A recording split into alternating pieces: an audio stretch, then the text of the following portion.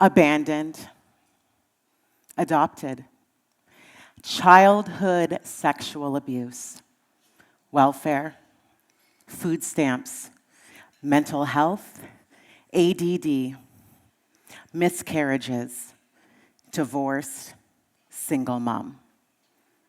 Little black girl, do you know your worth? As I held my mom's hand and turned it from front to back, I was curious. I was unsure as I did the same with my own hand. Mummy, I think God made a mistake. Why are we the same on the inside, but not the same on the outside?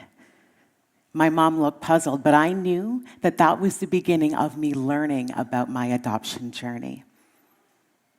Trauma is something that has been with me from conception. I have spent my entire existence trying to understand, trying to be okay.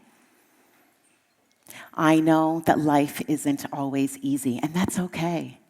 You need to embrace the wounds and scars of your life.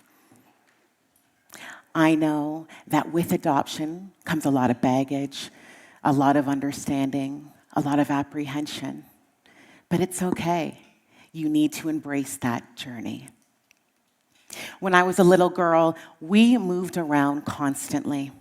I had a childhood that was full of trauma. Before grade 5, I had attended 8 different elementary schools. I mean, it's cool. I could be a new version of Calissa at every new school. I could show up in the way that I wanted to be seen. I could be a leader. I could be smart. I could be anything, and no one could take that away from me. When I was a little girl, my mom struggled with severe depression and mental health.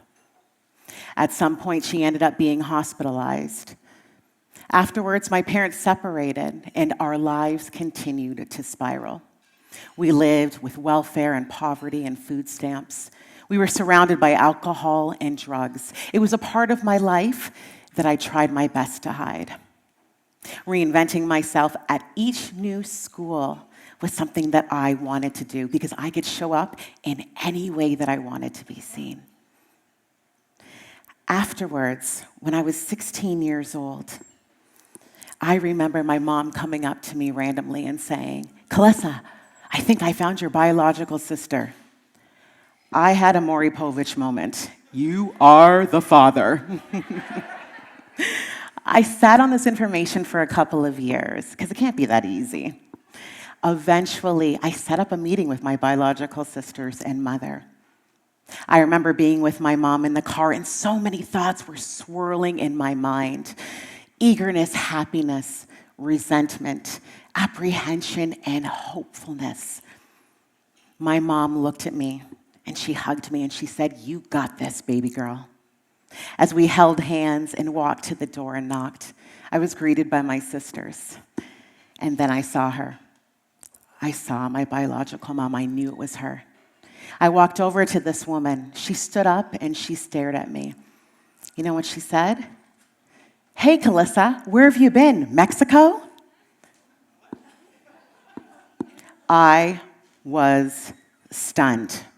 This is not how this was supposed to be. This was not the moment that I have been waiting for. I took a deep breath, and I reminded myself, this woman suffers from severe mental illness. It's not her fault. And I knew from that moment that it was up to me what the next step was going to be. The same on the outside, but different on the inside. For me, it took so much courage and strength to continue on in life, and knowing that I am not a product of my circumstance. I am able to embrace those wounds and scars. Everything is going to be okay as long as you know that you need to own your truth. You know, reinvention is about not being tethered to your past. It's about owning your story and embracing your unique journey. It's about knowing that you have the power to write your own ending. Strong, empowered, independent, loving mother, good daughter. Little black girl, know your worth. Thank you.